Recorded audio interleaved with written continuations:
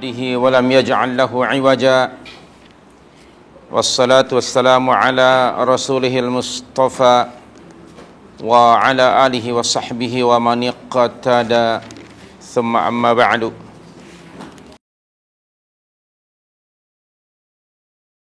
Baca surah Ali Imran ayat 68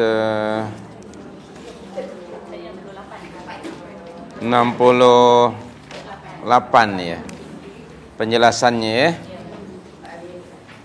Baik.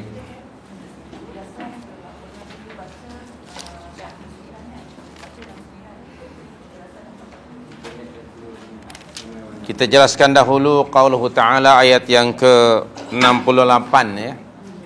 A'udzu billahi minasyaitonir rajim. Inna awlan nasi bi Ibrahim. Sesungguhnya orang yang paling dekat kepada Ibrahim alaihissalam lalladzina taba'uh, ialah orang-orang yang mengikutinya. Wa hadzan nabi, dan nabi ini yakni Muhammad sallallahu alaihi wasallam, walladzina amanu, dan orang-orang yang beriman kepada Muhammad sallallahu alaihi wasallam, wallahu waliyul mu'minin, dan Allah adalah pelindung semua orang-orang yang beriman. Ini adalah satu takkid ya, dari Allah Subhanahu wa taala untuk memberi penjelasan lebih kuat lagi tentang Nabi Ibrahim alaihissalam, bagi mengetepikan dan menepis pandangan orang-orang Yahudi dan Kristen yang mereka, orang Yahudi, mendakwa bahwa Ibrahim adalah seorang Yahudi, dan orang Kristen juga mendakwa bahwa Nabi Ibrahim juga seorang Nasrani. Sementara musyrikin Arab, Abu Jahal and the gang, juga mengakui atau mendakwa bahwa Ibrahim seorang yang musyrik, na'udzubillah, atau hanif.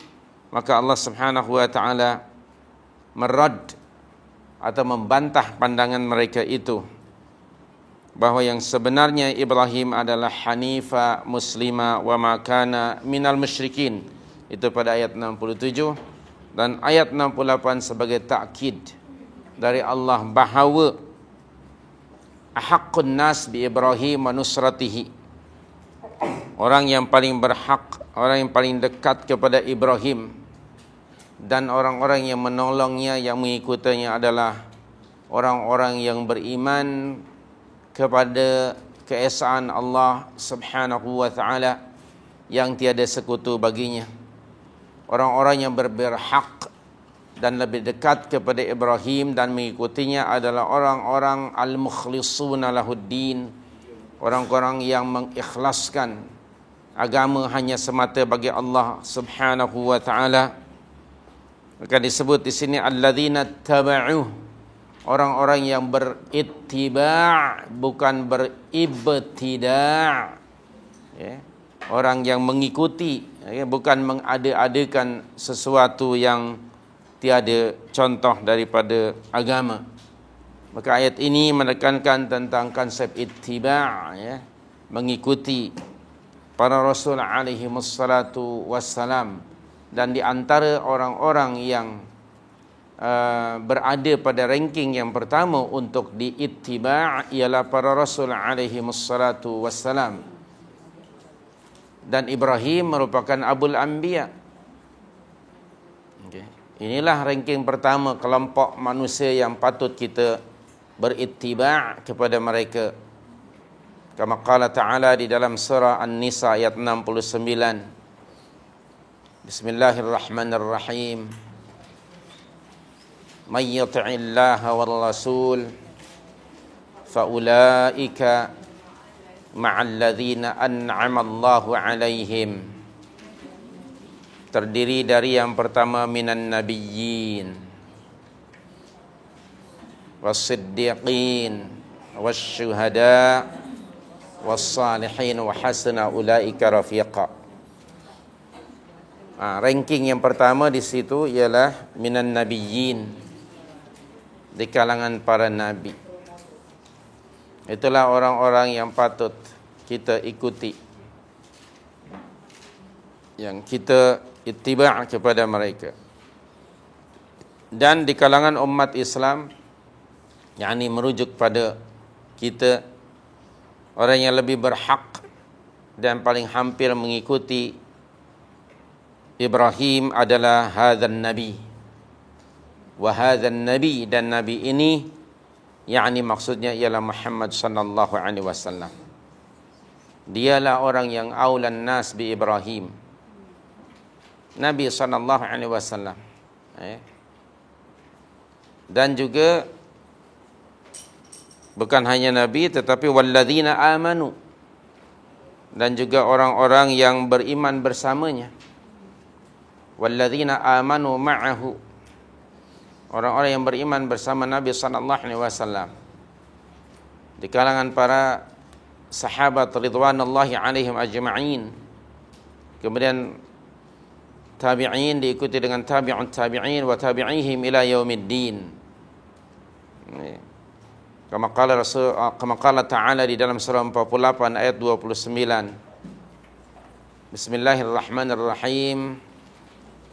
Muhammadur Rasulullah walladzina amanu walladzina ma'ahu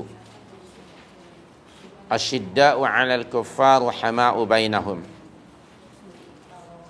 Situ ada kalimah walladzina ma'ahu, dan orang-orang yang bersamanya, yakni bersama Muhammad sallallahu alaihi wasallam dalam hal berittiba', dalam hal iman, ibadah, muamalah dan sebagainya.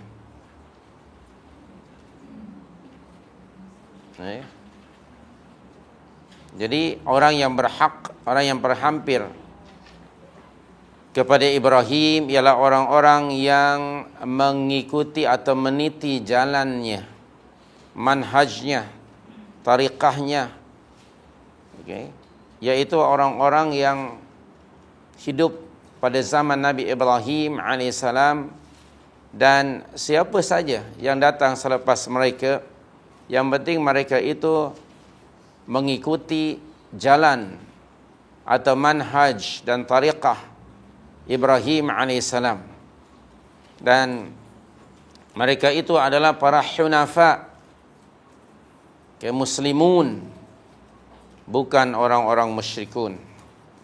Dan ranking pertama, orang yang datang setelah Nabi Ibrahim yang mengikutinya ialah Muhammad sallallahu alaihi wasallam.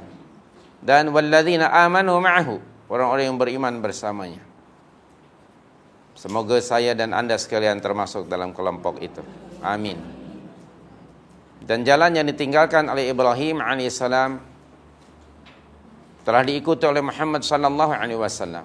Dan Nabi kita sallallahu alaihi wasallam juga meninggalkan jalan yang jelas lagi lurus. Wa anna hadza sirati mustaqima fattabi'u, dalam surat 6 ayat 153.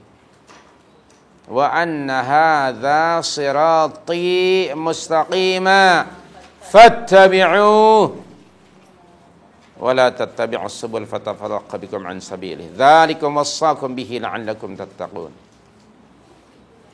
Wa anna, dan sesungguhnya, hadza, inilah sirati mustaqimah, jalanku yang lurus, manhajku yang lurus, ajaranku yang lurus, yang tepat, jitu, benar, haqq dan mudah. Tidak ada jalan lagi kecuali itu. Kama qala Rasul sallallahu alaihi wasallam, taraktukum ala nahjatil bayadha lailuha kanahariha la yazighu anha illa halik, atau kama qala Rasul. Taraktukum, aku tinggalkan kamu sekalian, ala nahjatil bayadha, di atas manhaj yang putih bersih. Nahjatil bayadha, yang mudah, yang jelas. Ajaran dan petunjuk Rasul ini mudah lagi jelas. Orang Indonesia kata gamblang. Nah itu dia. Gamblang itu. Campur mudah dan jelas jadi gamblang. Nah itu. Itu tepat sekali. Okay, kalau orang yang tahu bahasa Indonesia, that word is very exact terjemahan dari kalimah yakni nahjatil bayadha. Sangat gamblang. Gamblang itu mudah, jelas, dapat dilihat. Lailuha kanahariha, malamnya macam siangnya. Yang ini nak menjelaskan betapa manhaj Rasul itu mudah. Mudah, jelas, nyata. Okey. Nikmat mengikuti manhaj Nabawi ini. Betapa nikmatnya mengikuti sunnah Rasul. Betapa susahnya mengikuti ajaran-ajaran yang tiada dibawa oleh Rasul. Sangat susah. Hatta nak bertakbiratul ihram pun susah setengah mati. Nak salat tarawih pun susah. Nak baca antara bacaan-bacaan di antara salat-salat sunat tarawih pun susah. Menyusahkan, memberatkan, membisingkan, membingitkan. Tidak ada khusyuk. Betapa susahnya. Mengikuti manhaj Nabi sangat mudah. Okay. Lailuha kanahariha. La yazighu anha illa halikun. Tak ada orang yang deviate keluar dari manhaj Nabi melainkan pasti dia binasa dan celaka, na'udzubillah.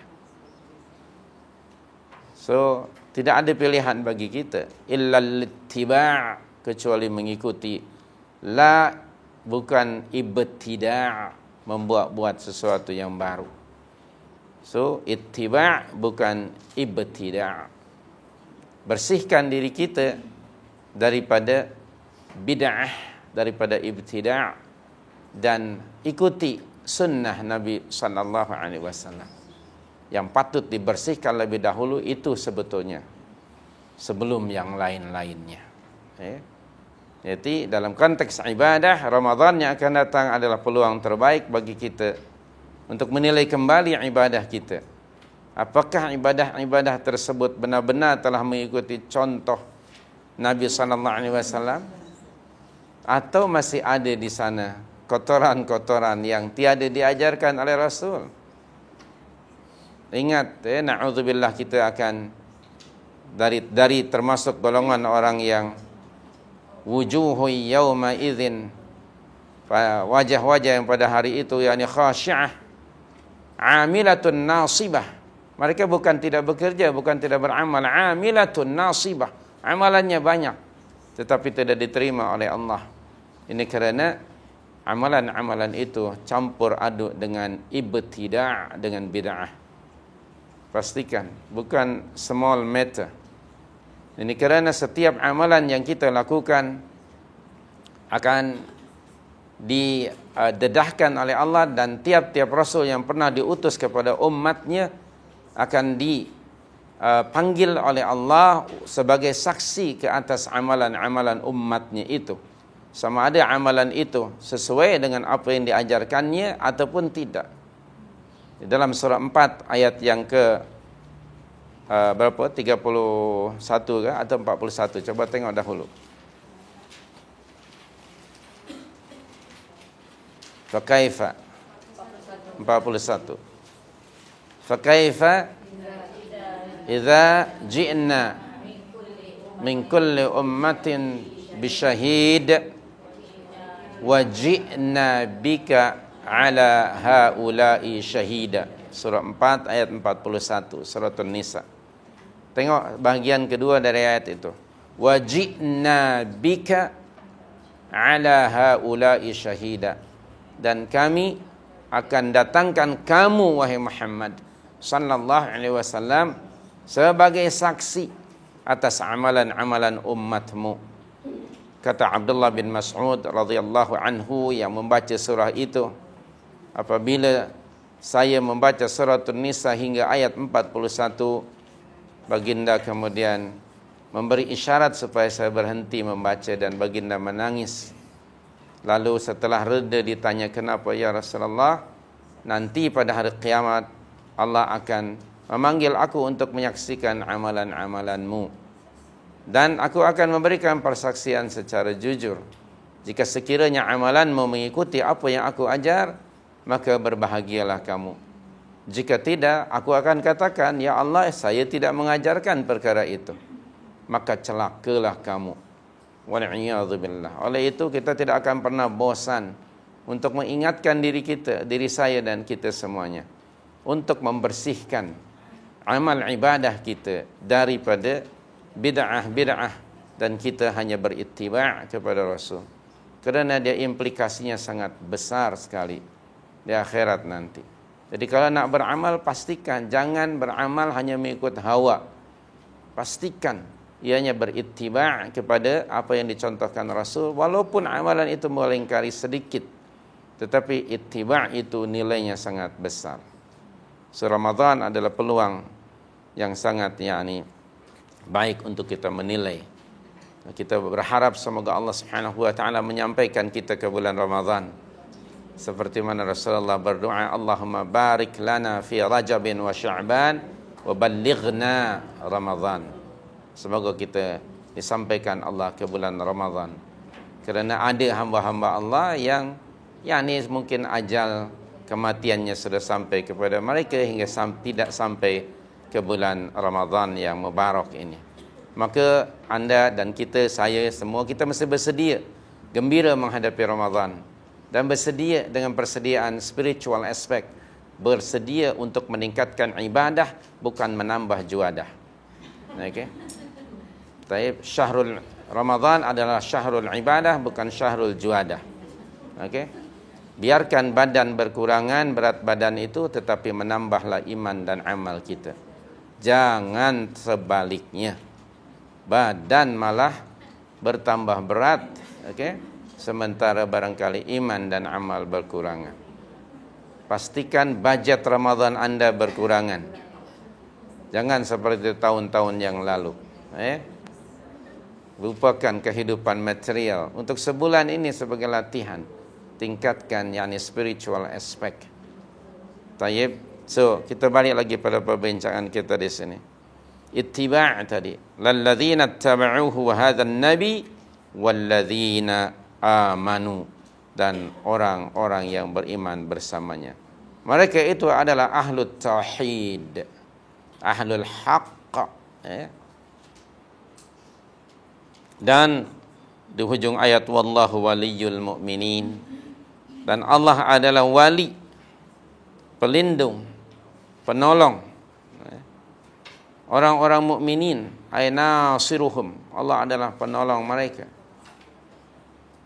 Salah satu syarat untuk mendapat pertolongan Allah ialah kita mesti, in order to agar supaya mendapatkan wilayatullah, maka kita mesti membetulkan iman dan amalan kita. Untuk menjadi wali Allah, mendapatkan protection dari Allah adalah adanya iman dan amal secara istiqamah. Kita pernah merujuk surah 10 ayat 62, 63, 64 kan? Ya, jawablah ya. Betul kan? Macam tak faham bahasa aja. Baik, dalam surah 10 qaluhu ta'ala 62. Qaluhu ta'ala bismillahirrahmanirrahim. Inna awliya Allah la khawfun alaihim wala hum yahzanun. Siapa mereka itu? Alladzina amanu wa kanu yattaqun. Allahu akbar. Ayat berikutnya ada busyra dari Allah. Lahumul busyra fil hayatid dunya wa fil akhirah. Allahu akbar karim. Lahumul busyra fil hayatid dunya wa fil akhirah la tabdila li kalimatillah dzalika huwal fawzul azim. So untuk menjadi wali Allah syaratnya hanya dua, yaitu IT, iman dan taqwa. Dua saja. Alladzina amanu wa kanu yattaqun. Dan iman serta ketakwaan, yakni amalan ini mesti dilakukan secara konsisten. Ada komitmen, sangat committed dalam berittiba' dan juga konsisten yang disebut oleh Allah di dalam surah 41 ayat 30.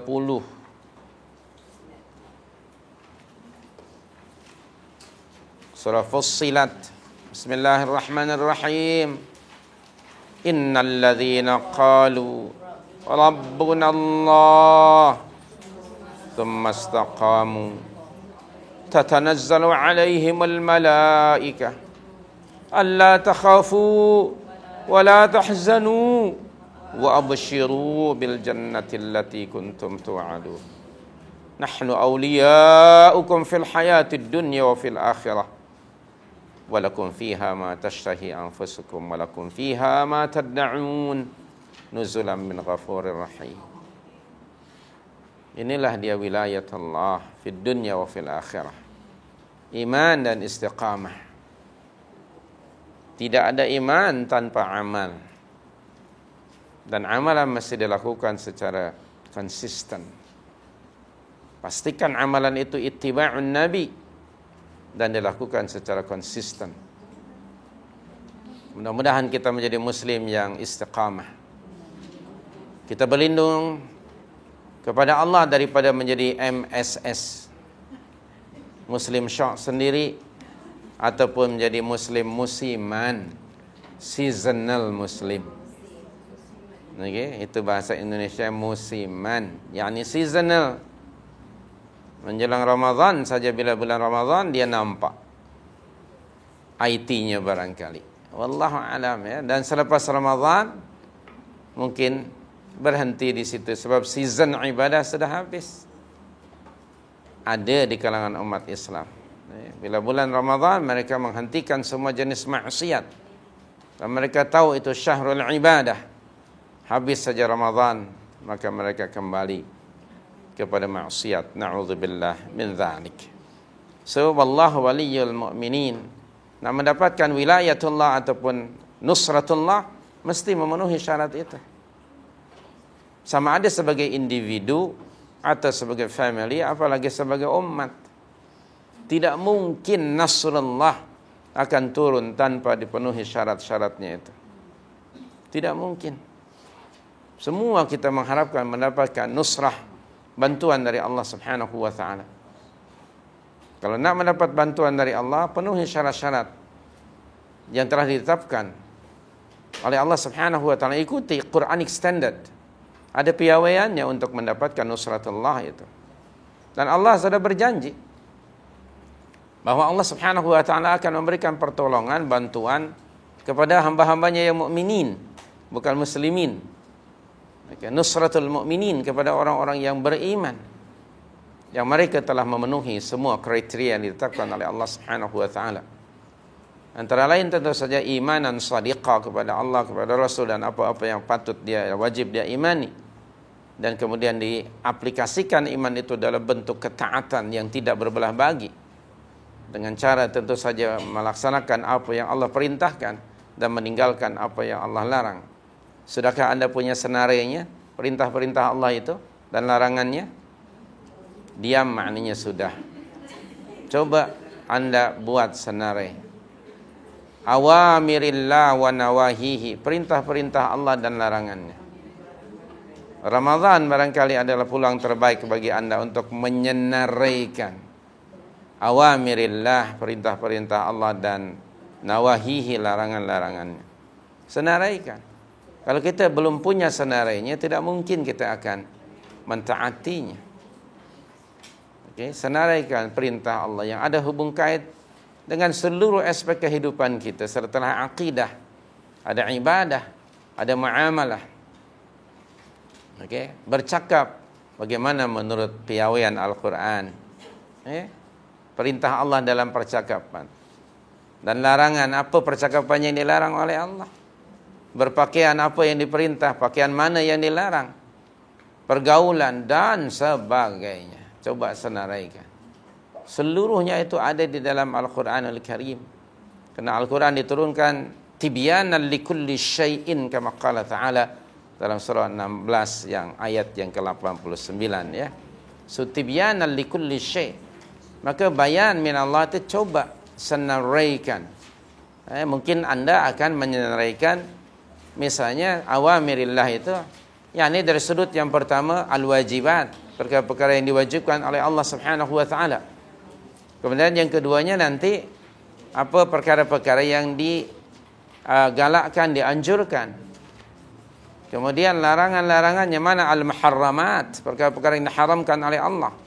Sama ada yang menyangkut ada hubung kaitnya dengan akidah, dengan ibadah, dengan muamalah, dengan akhlak dan sebagainya. Kemudian juga ada yang al-makruhat, perkara-perkara yang dibenci, tidak disukai oleh Allah Subhanahu wa taala yang makruh. Semuanya mesti ada senarainya ya. Cobalah usahakan untuk menyenaraikannya dan ambil daripada Al-Qur'anul Karim. Jangan hanya membaca Al-Qur'an dengan tujuan untuk khatam saja, tapi kita nak mentadabburinya supaya dengan demikian kita dapat menilai nanti diri kita di mana kita berada. Sudahkah kita Qur'anik dalam hidup ini? Ya Rabb ya Karim, sesungguhnya kita masih jauh sekali dengan Al-Qur'an. Mudah-mudahan sekali lagi Allah mentaufikkan kita pada sekarang dan masa yang berikutnya agar kita hidup ini benar-benar mengikuti apa yang dikehendaki oleh Allah Subhanahu wa taala. Masa berjalan begitu cepat. Begitu cepat dan tanda-tanda kematian sudah ada pada kita. Sudah ada, antara lain rambut yang dahulunya hitam sekarang sudah putih.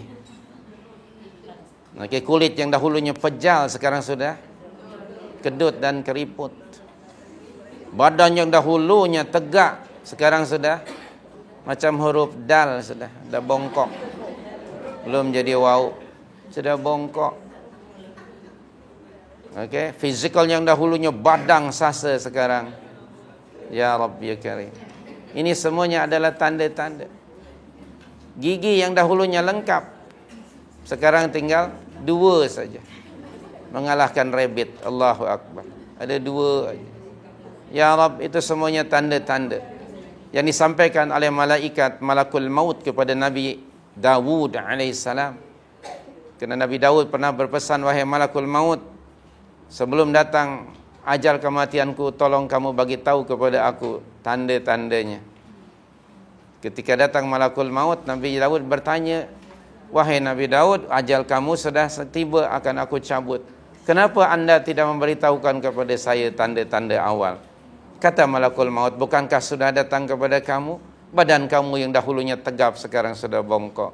Rambutmu yang dahulunya hitam sekarang sudah putih. Kulitmu yang dahulunya licin sekarang sudah banyak lubang. Wallahu alam. Ala kulli hal, kulit sudah keriput. Itulah tanda-tanda wahai Nabi Daud, kematianku sudah aku bagi tahu kepada kamu, tetapi kamu tidak tak ambil kisah. Tidak ambil kisah. Yang kedut nak diterjalkan lagi, nak dipejalkan lagi. Memang boleh jadilah, tapi hanya sekedar muka saja. Tengok leher lain.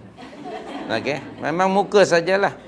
Hari-hari pakai kacang yang ni tempe. Pakai SK2 kan? Memanglah hari-hari. Hari-hari pakai itu. Tapi kemudian bila ditengok ke bawah, berlainan pula. Ya Rabb ya Karim. Ya Rabb ya Karim. Jadi semoga kita sentiasa ya Rabb menyadarinya. Subhanallahil Karim. Sudah punya cucu berarti itu juga tanda ya. Tanda ya Rabbi ya Karim menjelang subhanallah ajal begitu dekat. Ya Rabbi ya Karim subhanak ya Karim. Begitu cepat masa ini berjalan. Sementara kama qala Rasulullah, ada 2 nikmat yang kebanyakan orang maghbubatan, tertipu, kesehatan dan masa yang lapang. Kesehatan dan masa dan lapang. Allahu Akbar ya Karim. Ala kulli hal, semoga kita mendapatkan wilayatullah, mendapat bantuan dan pertolongan dari Allah Subhanahu wa taala. Al-Imam At-Tirmidzi rahmatullahi alaihi meriwayatkan satu hadis yang bersumber daripada Abdullah bin Mas'ud radhiyallahu anhu bahwa Nabi sallallahu alaihi wasallam telah bersabda, "Inna likulli nabiyyin wulat." Sesungguhnya bagi tiap-tiap nabi itu ada wulatun minan nabiyyin. Ada pengikut-pengikut, penolong-penolong di kalangan para nabi. Wa inna waliyyi abi wa khalili rabbi. Sesungguhnya wali aku, penolong aku adalah abi, my father, ayah aku, wa khalili rabbi, dan khalil Rabbku. Maksudnya ialah Ibrahim alaihi salam. Lalu baginda membaca ayat ini, inna awlan nasi bi Ibrahim lalladzina ittaba'uhu wa hadzan nabi walladzina amanu wallahu waliyul mu'minin. Alhamdulillah, ada kalimah walladzina amanu, dan orang-orang yang beriman. Dan nahmadallah, antara nikmat yang terbesar yang Allah anugerahkan kepada kita adalah nikmatul iman. Inilah nikmat yang paling besar, kerana Allah tidak menganugerahkan kepada setiap orang. Hatta bapa saudara Nabi sendiri tidak dapat nikmat ini. Okay? Pak Talib dengan Pak Lahab tidak dapat. Kita nun jauh daripada Rasul, baik dari sudut destinasi ataupun masa, dan kita tidak berjumpa dengan baginda. Tapi Allah menghendaki, menganugerahkan iman kepada kita. Walaupun pada asalnya iman ini iman keturunan. Coba kita tingkatkan. Salah satu projek yang besar yang patut kita buat pada bulan Ramadan dan kita nilai adalah iman kita. Sejauh mana keimanan kita? Kerana target yang ditetapkan oleh Allah di sebalik ibadah Ramadan ialah la'allakum tattaqun. Itu ayat yang pertama yang menjelaskan ahkamus siyam, dan juga diakhiri pada ayat tadi, ayat 183 Al-Baqarah, dan 187 pun diakhiri dengan la'allahum yattaqun. Dan di sinilah dia peluang yang keemasan bagi kita untuk menilai sejauh mana benar tidaknya amalan kita ini. Iman kita kepada Allah. Apakah iman itu sudah benar, sudah mantap? Dan inilah peluang sekali lagi untuk menilai kembali, to evaluate, menilai kembali iman kita. Apakah kita memiliki imanan sadiqa, imanan jazima, imanan yang benar? Kama qala ta'ala dalam surah 49 ayat yang ke-15. Bismillahirrahmanirrahim, surah Al-Hujurat 15. Innamal mu'minun alladzina amanu billahi wa rasulihi thumma lam yartabu wajahadu bi amwalihim wa anfusihim fi sabilillah. Hujung ayat apa? Ulaika humus sadiqun. Apakah kita ni termasuk as-sadiqun? Apakah kita memiliki iman yang sadiq, iman yang jazim, iman yang haqqa, ataupun iman-imanan? Itu bahasa Indonesia untuk menunjukkan palsu, diulang ya. Jangankan imannya iman bukan yang ori, tapi iman-imanan. Maknanya yakni ya iman main-main, sekedar pengakuan saja. Na'udzubillah min dzalik. Jadi ini adalah patut kita nilai kembali. Hal nahnu mu'minun, apakah kita benar-benar mukmin yang haqqa, mukmin yang sebenarnya, atau disebut tadi shadiqun. Dan di dalam Al-Baqarah 177 di hujung ayat disebut, Allah berfirman di situ, ulaikal ladzina sadaqu. Ulaikal ladzina sadaqu, mereka itulah mukmin yang benar, di dalam Al-Baqarah 177. Jadi kita mesti di sini menilai kembali iman kita. Okey. Dan bukan hanya individu kita, termasuk yakni bersama keluarga kita. Pada bulan Ramadan ini peluang yang baik. Jangan merasa cukup hanya kerana kita berketurunan orang Muslim. Allah menyebutnya sebagai iman. Banyak disebut iman di dalam Al-Quran untuk menunjukkan bahawa tidak setiap Muslim itu mukmin ya. Karena kadang-kadang Muslim ada by birth seperti kita dan kebanyakan umat Islam.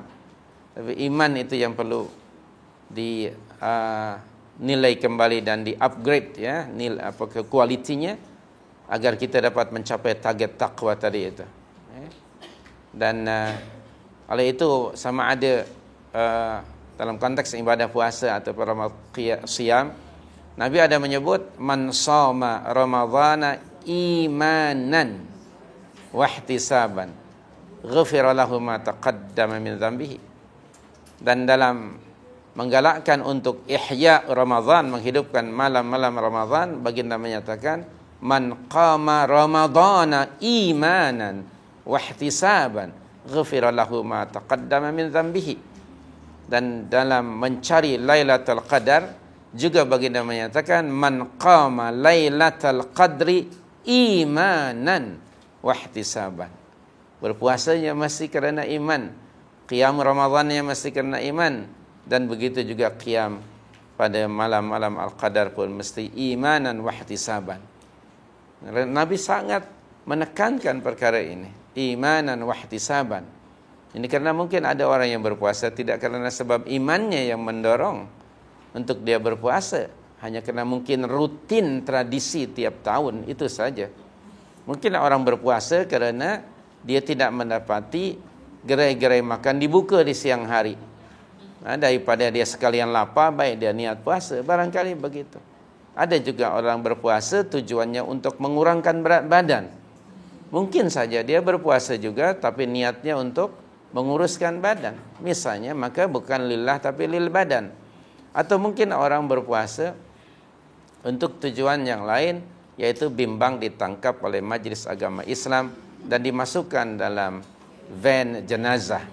So, daripada dia masuk dalam kereta jenazah, baik dia puasa. Itu semuanya, kama qala Rasulullah, tidak dapat apa-apa. Maka mesti imanan wahtisaban. Iman dan ikhlas mengharap keridhaan Allah dan pahala dari sisi Allah Subhanahu wa taala. Jadi wilayatullah ataupun protection dan pertolongan Allah tidak akan dibagi kecuali kepada orang-orang mukminin. Wallahu waliyul mu'minin. Okay? Dan di dalam surah Al-Baqarah 250 berapa? 256 ke? Ada di situ Allah Subhanahu wa taala berfirman yang bunyinya apa? Di dalam ayat 257, 257, Allahu waliyyul ladzina amanu. 257 ya. Allahu waliyyul ladzina amanu. Allah adalah wali, pelindung, penolong bagi orang-orang yang beriman. Allahu waliyyul ladzina amanu. Wilayah itu ada hubung kait dengan iman. So inilah hujung ayat yang ke-100 surah Ali Imran tadi. Bukan 100. Ayat yang ke-68 ya. So kita masuk pada ayat berikutnya, yaitu ayat yang ke-69 Taib, kita baca dahulu ayat ini. Bismillahirrahmanirrahim. Waddat ta'ifatum min ahlil kitabi law yudillunakum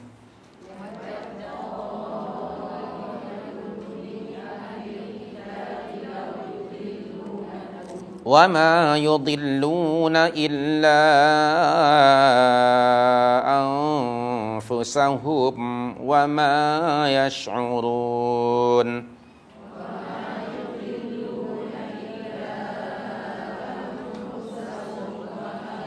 Ya ahlal kitab lima takfuruna bi ayatillahi wa antum tashhadun.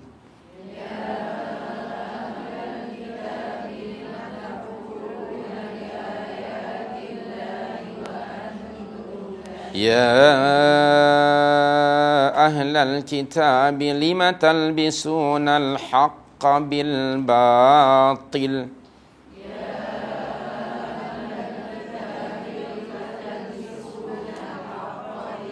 wa taktumuna al-haqqa wa antum ta'lamun.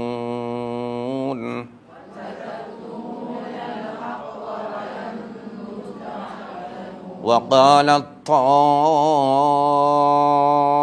ta'ifatum min ahlil kitabi aminu billadhi unzil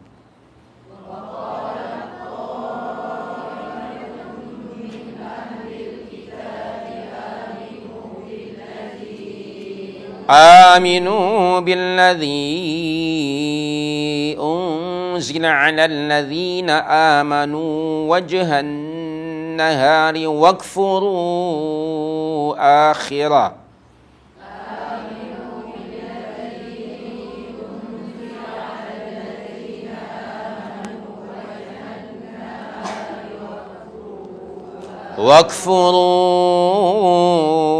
آخره لعلهم يرجعون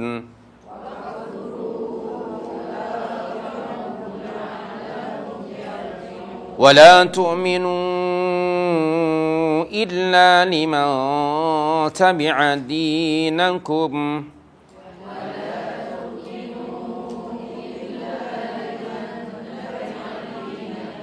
قل إن الهدى هدى الله أن يؤتى أحد مثل ما أوتيتم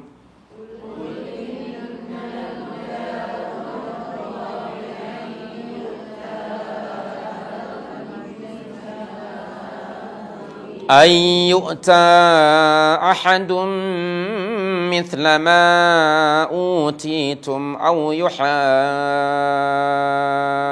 يحاجوكم عند ربكم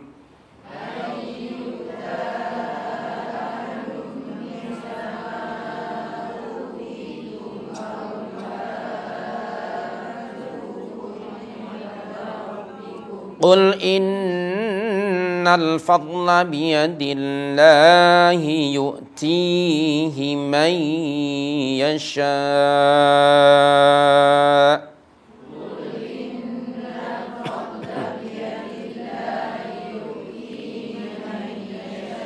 والله واسع عليم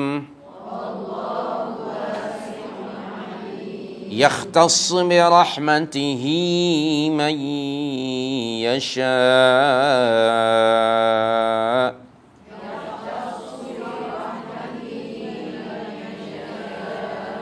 والله ذو الفضل العظيم. Terjemahan makna ayat. Waddat ta'ifatun min ahlil kitab. Segolongan ahli kitab ingin sekali menyesatkan kamu. Wadda ya wuddu keinginan yang amat sangat kuat untuk menyesatkan kamu. La yudillunakum. Wa ma yudillun illa anfusahum. Padahal mereka sebenarnya tidak menyesatkan orang-orang mukminin, tetapi mereka menyesatkan diri mereka sendiri. Wa ma yash'urun, tapi mereka tak sedar. Ya ahlal kitab, wahai ahli kitab, lima takfuruna bi ayatillah, kenapa kamu mengingkari ayat-ayat Allah? Wa antum tashhadun, padahal kamu mengetahui kebenarannya. Ya ahlal kitab, lima talbisuna al-haqqa bil batil, wahai ahli kitab, mengapa kamu mencampur adukan yang hak dengan yang batil? Wa taktumuna al-haqqa, dan kamu menyembunyikan kebenaran. Wa antum ta'lamun, padahal kamu mengetahui. Wa qalat ta'ifatun min ahlil kitab, segolongan lain daripada ahlul kitab berkata kepada sesama mereka, aminu billadhi unzila 'alal ladzina amanu wajhan nahar wakfuru akhirah la'allahum yarji'un. Perlihatkanlah seolah-olah kamu beriman kepada apa yang diturunkan kepada orang-orang yang beriman, yakni sahabat-sahabat Rasul SAW, pada siang hari, di pagi hari, dan ingkarilah ia pada petang hari ataupun malam. La'allahum yarji'un, tujuannya supaya mereka, orang-orang mukminin, kembali kepada kekufuran. Na'udzubillah. Wala tu'minu illa liman tabi'a dinakum, dan janganlah kamu percaya melainkan kepada orang yang mengikuti agamamu. Qul, Allah perintahkan Rasul sallallahu alaihi wasallam untuk mengatakan, katakanlah, innal huda hudallah. Sesungguhnya petunjuk yang mesti diikuti ialah petunjuk Allah. Ayyuta ahadun mithla ma utitum. Dan janganlah kamu percaya akan diberikan kepada seorang seperti yang diberikan kepada kamu. Qul innal fadla aw yuhajjukum 'inda rabbikum, ataupun mereka akan mengalahkan hujjahmu di sisi Rabbmu. Qul innal fadla biyadillah yu'tihi man yasha. Katakanlah sesungguhnya karunia itu di tangan Allah. Allah memberikan karunia-Nya itu kepada siapa yang dikehendakinya. Wallahu wasi'un alim, dan Allah itu maha luas karunia-Nya lagi maha mengetahui. Yakhtassu bi rahmatihi man yasha. Allah menentukan rahmatnya, yakni kenabiannya, kepada siapa yang dikehendakinya. Wallahu dzul fadlil azim, dan Allah itu mempunyai karunia yang amat sangat luas. Ayat yang kita baca ini informasi dari Allah tentang usaha sebagian ahli kitab untuk menyesatkan orang-orang mukminin dan memurtadkan mereka. Bukan hanya di zaman itu, hingga hari ini mereka terus berusaha dengan segala cara untuk menyesatkan umat Islam daripada jalan yang benar, ataupun berusaha untuk memurtadkan umat Islam kembali kepada kekufuran. Kemudian yang keduanya, segolongan daripada mereka suka mempermainkan agama. Berpura-pura di pagi hari mereka mukmin, petang hari mereka sudah kufur. Dan yang ketiganya, dari apa yang Allah jelaskan pada ayat ini, bahwa orang-orang ahlul kitab ialah orang-orang yang sangat fanatik pada pegangan mereka yang sesat itu. Asabiyah diniyah, ya. Jadi agama itu sudah dipengaruhi dan didominasi oleh asabiyah qabailiyah, ya. Fanatik pada kebangsaan. Hingga kan antara kebangsaan dan agama itu tidak jelas perbezaan. Kita patut menilai diri kita ni, ya.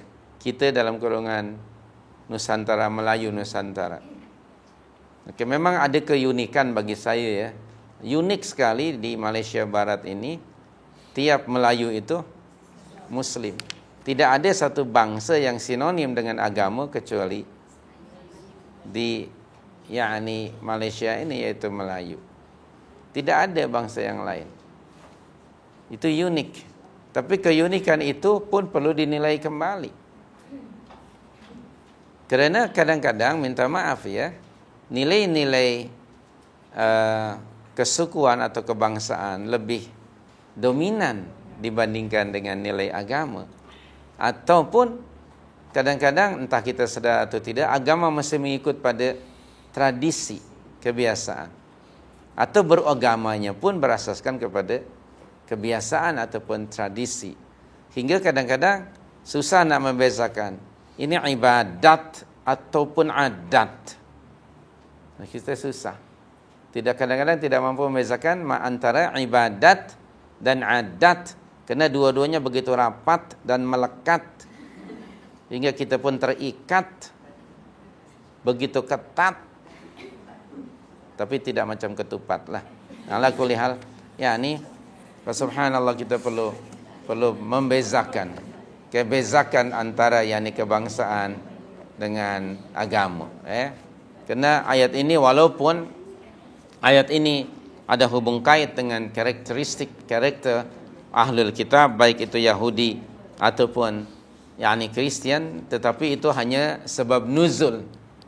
Sementara pengajaran Al-Quran itu diambil dari keumuman ayatnya, ya.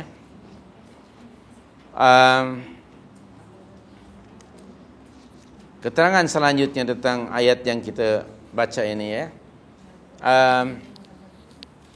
Pada ayat sebelum ini Allah sudah memberitahukan pada kita sikap ahlul kitab, yaitu mereka sentiasa mu'ridun 'anil haqq, mengingkari kebenaran, turn away from the truth.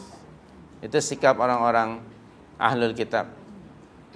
Dan pada ayat yang ke-69 dan selanjutnya Allah menjelaskan tentang mauqif ataupun sikap mereka, their stand ya terhadap umat Islam, yaitu mereka amat menyukai ataupun punya keinginan yang sangat keras lagi besar untuk menyesatkan orang-orang mukminin.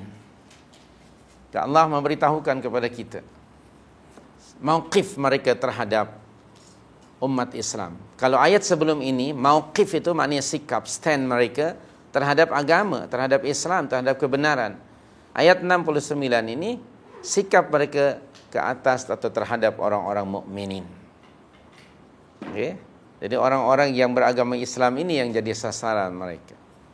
Mereka punya keinginan yang begitu kuat sekali. Sehingga Allah menyebutkan sini waddat ta'ifah. Wadda yawuddu mawaddah. Keinginan, suka sekali. Ta'ifatu min ahlil kitab. Bukan keseluruhannya, ta'ifah.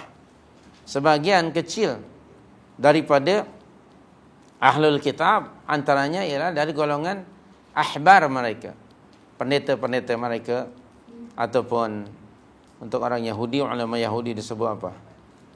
Rabbis ya. Dan juga pemimpin-pemimpin agama mereka. Sangat mereka menginginkan lau yudillunakum, kalau mereka yakni dapat menyesatkan kamu. Dan keinginan mereka ini tidak hanya sekedar hasrat, tetapi diterjemahkan dalam berbagai program untuk menyesatkan umat Islam dan orang-orang mukminin dari agamanya. Okay. Of course, tujuan yang pertama bagi mereka ialah memurtadkan orang-orang mukminin daripada agama Islam.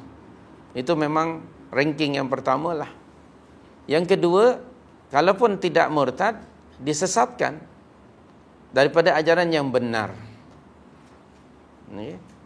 Dia mengikuti jalan yang batin. Atau yang ketiga, dibiarkan muslim ya. Biarkan saja mereka muslim, tapi dihalangi dari mengikuti dan melaksanakan ajaran Islam. Jadi akhirnya Islamnya hanya nama saja, ada pada nama saja. Ataupun biarkan mereka Islam tapi letakkan syubhat dan syahwat, keraguan-raguan, ada syubhat, tidak yakin pada agamanya sendiri. Umat Islam ada di kalangan umat Islam hari ini tidak yakin dengan kebenaran agamanya sendiri. Bahkan inferiority complex menjadi Muslim. Bahkan ada pengalaman saya di Bangsar, budak Melayu, tahun berapa saya lupa, di Perkim Bangsar, menyesali dirinya menjadi Melayu yang automatically Muslim. Menyesali dirinya. Na'udzubillah min dzalik. Okay. Bukan salah budak itu barangkali ya, environmentnya, orang tuanya dan sebagainya lah. Na'udzubillah min dzalik. Ataupun barangkali biarkan dia remain as a Muslim, tapi jauhkan mereka daripada Islam itu sendiri.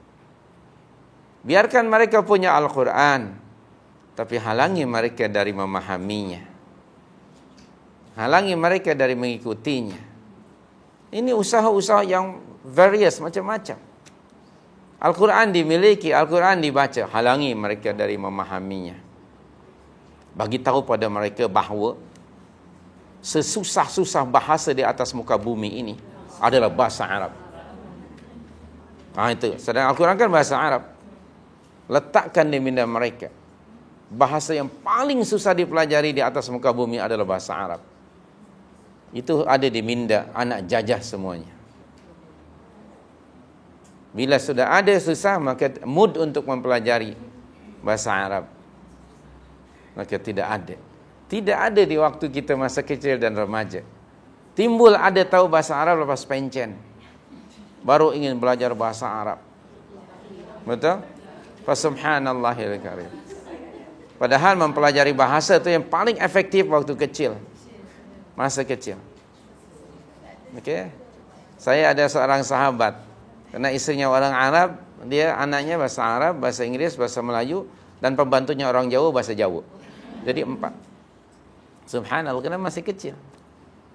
Subhanallahil karim. Sudah besar susah. Saya nak mengajar anak saya bahasa Sunda, saya seorang, istri saya tak tahu. So anak-anak pun tak tahu bahasa Sunda. Subhanallahil karim. Malah mereka tahu bahasa yang lain. Ala kulli hal, yani halangi mereka dari memahaminya. Kemudian biarkan Al-Quran dibaca, halangi dari memahami, mentadabburinya, dan bagi tahu pada mereka, jangan baca Quran salah-salah makhraj kamu baca Al-Quran, berdosa kamu berdosa. So daripada banyak dosa, baik tak baik. Tengok, ini adalah yakni jarum-jarum yang dicucukkan oleh musuh-musuh Islam, racun. Kemudian yakni nampakkan mereka atau Islamik, apabila nikah salah satu bakul hantaran mesti ada, dan ditutup dengan kain yang sangat cantik dan mahal. Kain apa namanya? Yang sutra atau beludru, apa disebutnya? Baldu. Oh ya Allah, cantiknya. Dibawa ke mana-mana.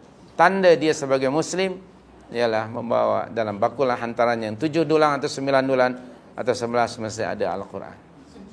Biarkan itu. Biarkan mereka mengadakan musabaqah tilawah Al-Quran dari peringkat yakni kampung hinggalah antara bangsa. Biarkan. Dan kita sponsor, doesn't matter. Tetapi halangi mereka dari memahaminya. Bagaimana gitu? Ini salah satunya. Atau syubhat tadi, berbagai syubhat, keraguan-raguan. Boleh ke Islam ini akan boleh ke Islam dipraktikkan di zaman moden ini? Ketika mereka mengatakan di zaman moden, berarti Islam tuh zaman kuno. Adakah mungkin agama Islam ataupun Al-Quran dipraktikkan ajaran-ajaran di zaman kini? Di zaman di mana satu masyarakat terdiri daripada berbagai bangsa dan sebagainya. Banyak sekali, itu sebut syubhat. Okey. Ataupun ajarkan pada mereka memahami Al-Quran hanya untuk tujuan tertentu. Bila mereka nak buka gerai supaya penglaris cari, bagi pada mereka, ini ayat penglaris. Baca hari sekian hari itu sekian kali. Kalau mereka nak mungkin nak tackle anak orang ataupun nak supaya mendapat kasih sayang dari bos mereka, bagi ayat ini. Okey, begitu. Ada yang mengajar. Okey, ada yang mengajar di TV, di Al-Kulliyah. Begitulah selanjutnya. Biarkan yang macam itu. Cari ayat-ayat yang apa-apa. Orang minta ayat untuk itu, untuk ini, untuk ini. Jadi akhirnya memahami Al-Quran bukan lagi sebagai hudan, bukan lagi sebagai panduan hidup. Atau barangkali biarkan mereka berpuisi tentang Al-Quran. Al-Quran. Oh Al-Quran. Al-Qurankah ini? Inikah Al-Quran? Ya, misalnya begitu.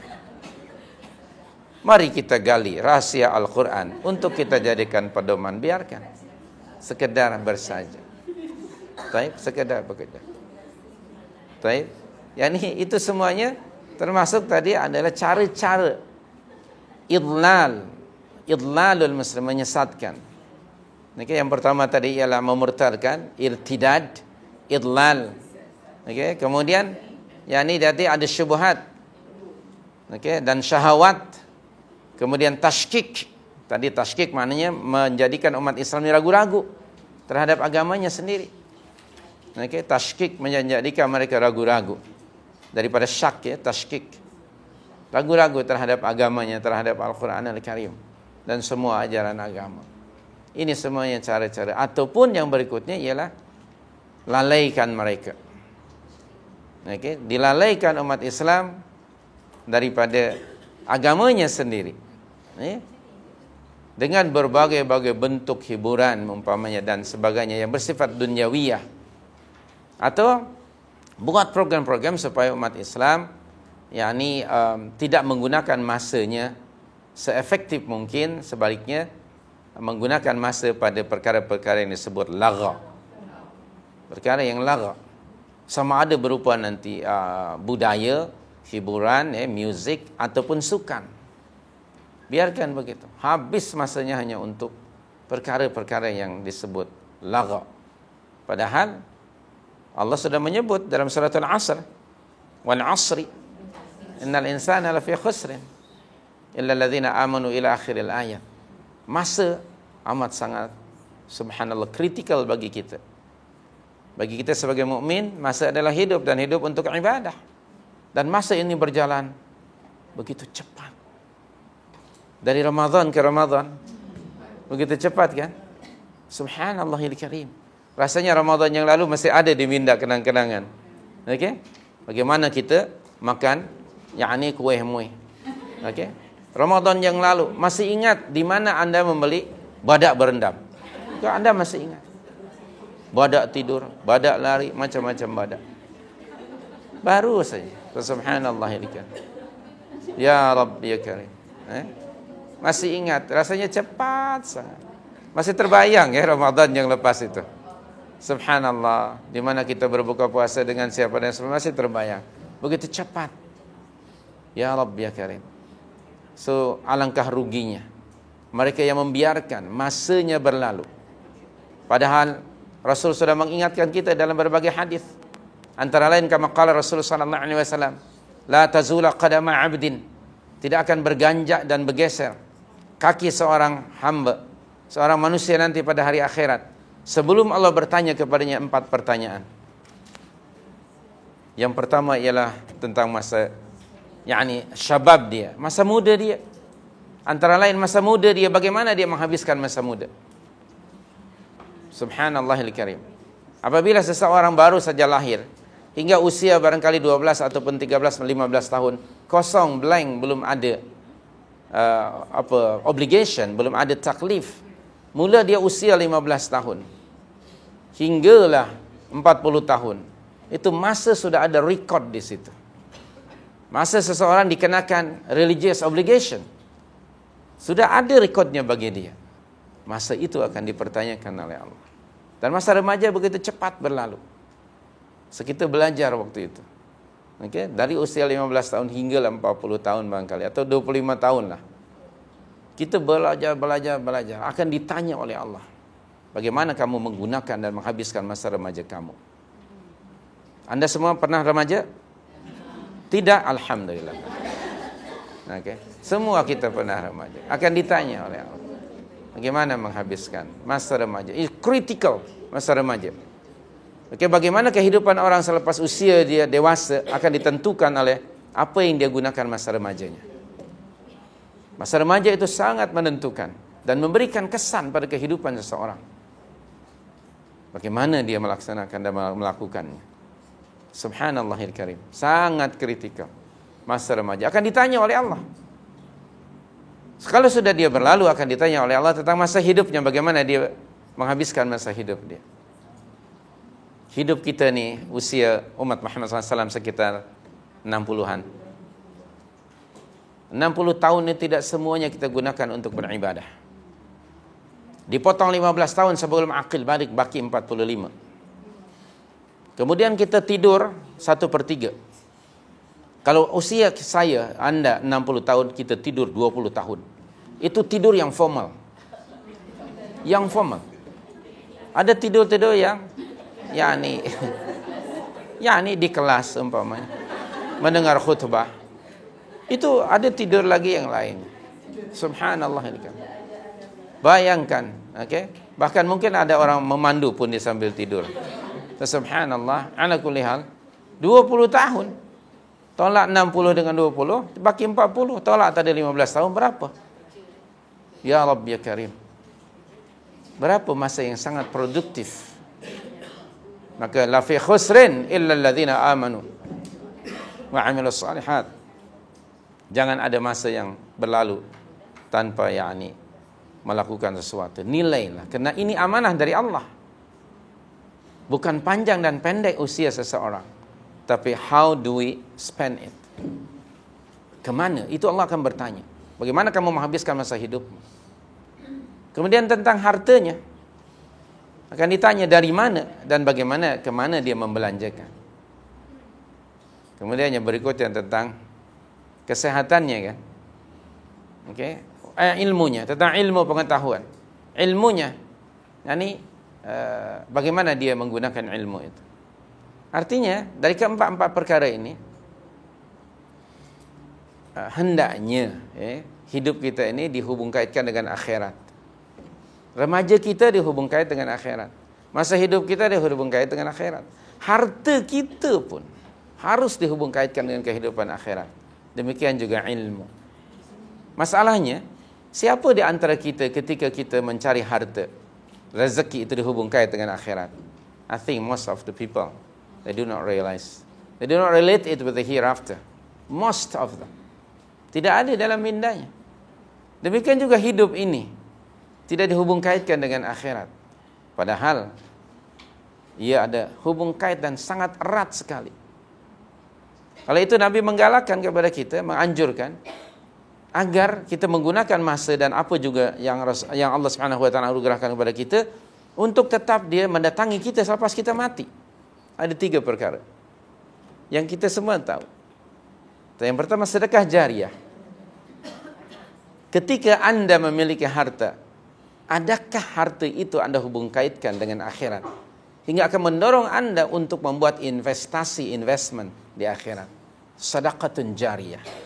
Anda, saya dan kita semua sudah meninggal, tapi sedekahnya, pahala sedekahnya berterusan mengalir seperti aliran sungai kepada orang yang sudah meninggal dunia. Sedekatin jariyah.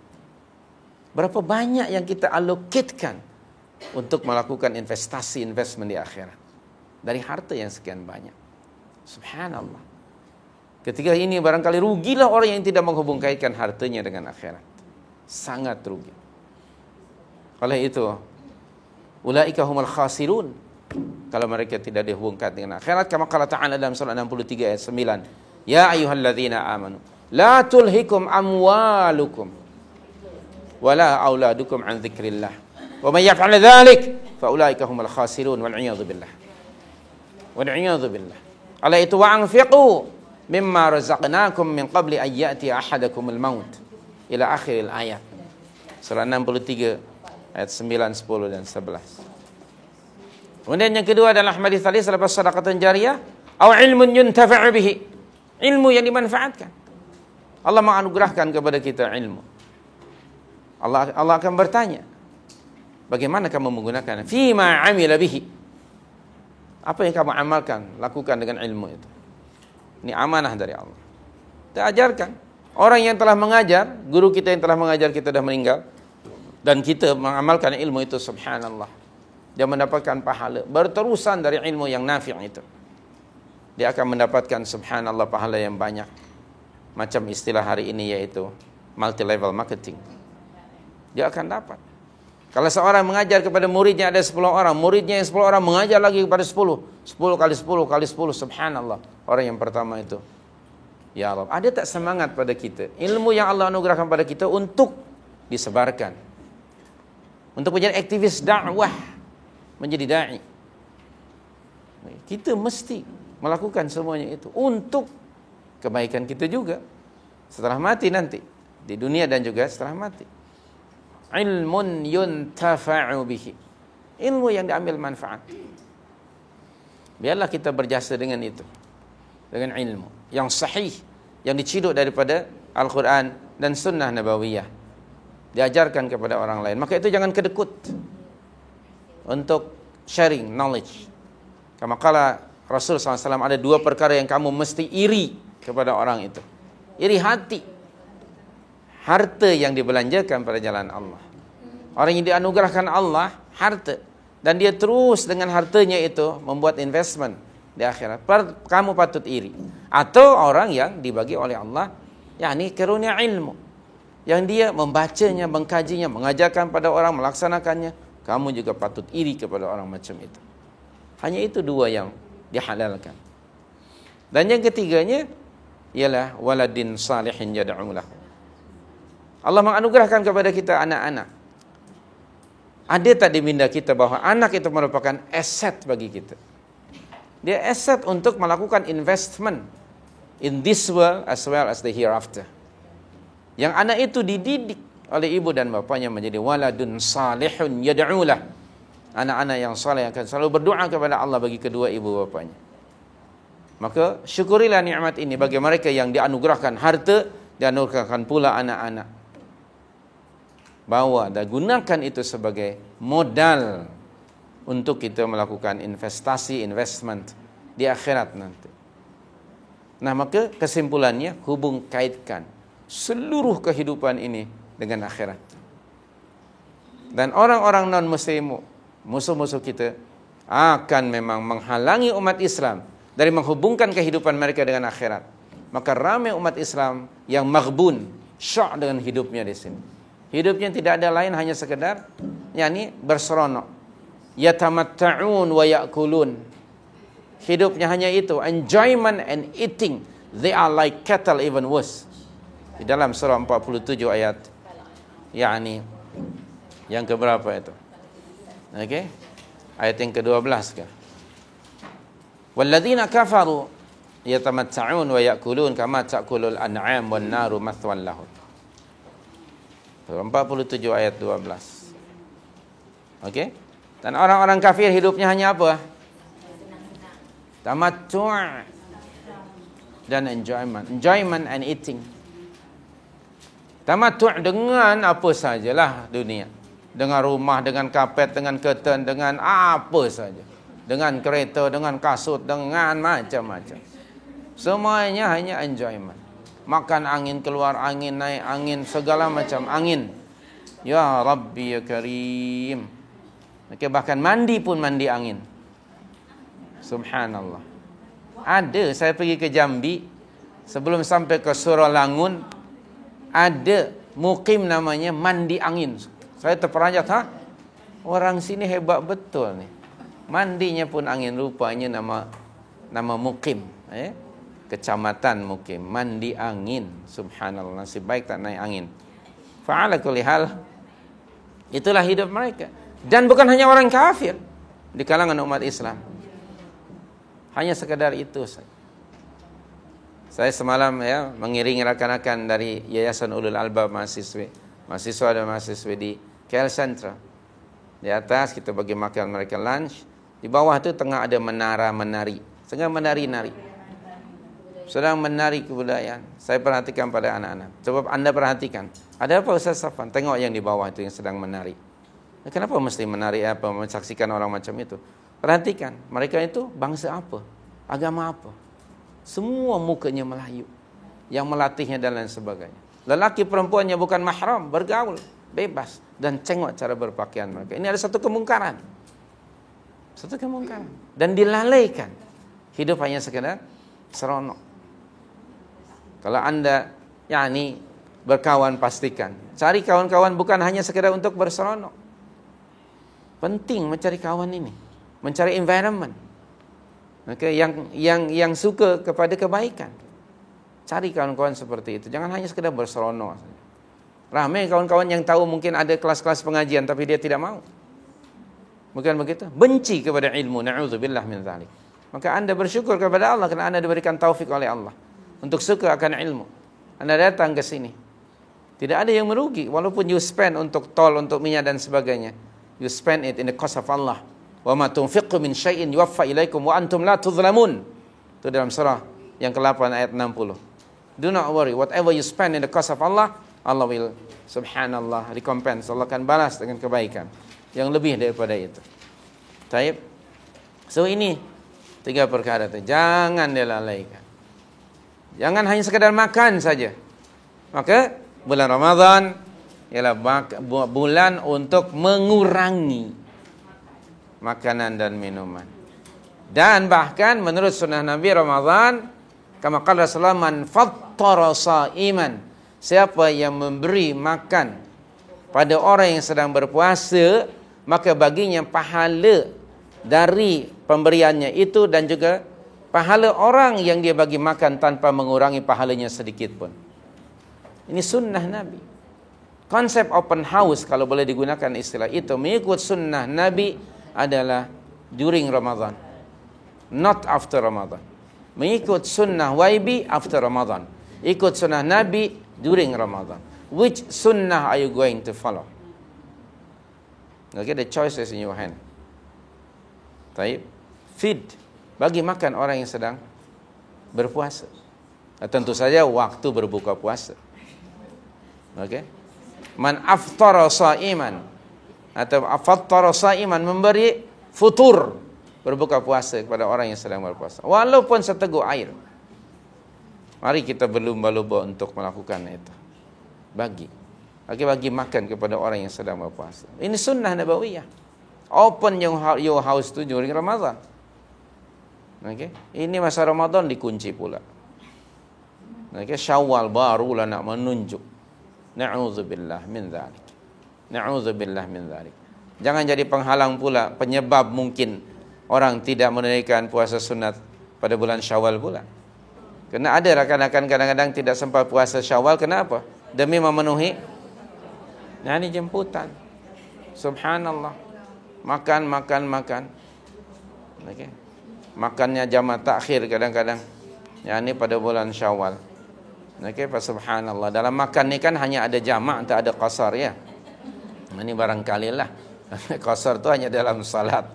Okay, dan jamak. Tapi kadang-kadang orang subhanallah, yatamatta'un wa ya'kulun kama ta'kulul an'am. Perhatikan hotel-hotel dan restoran sudah buat sekarang iklan. Barangkali anda sudah booking, saya tak tahu. Okay? Hari pertama di hotel A, hari kedua hotel B. Makan dan makan. Environmentnya tidak kondusif untuk beribadah dalam suasana itu. Hanya sekedar makan lalu sembang sementara salat maghrib. Sangat sempit sekali. Ikutlah sunnah Nabi dengan sebiji kurma dan air putih. Dhahabadh dhama'u wa batallatil umruq wa thabatal ajru insyaallah. Baca doa seperti itu biiznillah. Jadi latih diri untuk mengurangi juadah, meningkatkan ibadah. Selalulah berada di atas sejadah. Okey. Jangan jadi orang yang apa? Macam penagih dadah. Ya. Ya Rabbi ya Karim, na'udzubillah min dzalik. Jadi ini sajalah. Nanti kita akan jelaskan ayat ini satu persatu.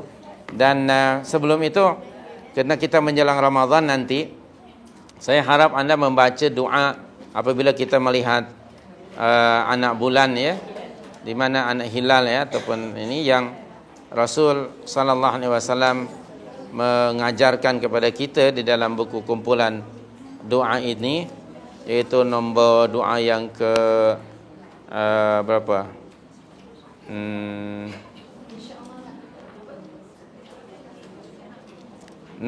ya, doa melihat bulan ya. Poin yang ke-63 saya tak tahu di dalam buku anda. Muka surat 189 yang saya punya ni, yaitu Nabi mengajar kita apabila melihat anak bulan ya, the new moon ya, ucapkanlah Allahu Akbar. Allahumma ahillahu alaina bil amni wal iman was salamah wal islam wat taufiq lima tuhibbu rabbuna wa tarda, lima tuhibbu rabbana wa tarda, rabbuna rabbukallah. Itu ya. Nombor berapa di situ? 67 ya. 67 barangkali. Beza. Nombor 67. Allahu Akbar ya Allah Maha Besar ya Allah, nampakkanlah anak bulan itu kepada kami dengan membawa keamanan, keimanan, keselamatan dan Islam, serta mendapat taufik untuk menjalankan apa yang Engkau sukai dan diridai. Tuhan kami, Rabbuna, Tuhan kami adalah, dan Tuhan kamu adalah Allah Subhanahu wa taala. Itu antara yang patut kita baca nanti, zikir apabila kita melihat anak bulan Ramadan, dan bergembiralah dengan kedatangannya itu, kerana bulan yang amat sangat spesial ya pada sisi Allah Subhanahu wa taala. Dan banyak juga doa-doa yang lainnya, antara lain ketika berbuka berpuasa, sebelum makan, selepas makan, doa tetamu kepada orang yang memberi makan ya, doa untuk orang yang memberi minuman, doa apabila berbuka di rumah orang lain, doa orang yang berpuasa apabila diajak makan, doa apabila melihat permulaan buah dan sebagainya. Jadi itu antara doa-doa yang patut kita rujuk menjelang datangnya bulan suci Ramadan ini. Taib, wallahu a'lam. Ya, puan.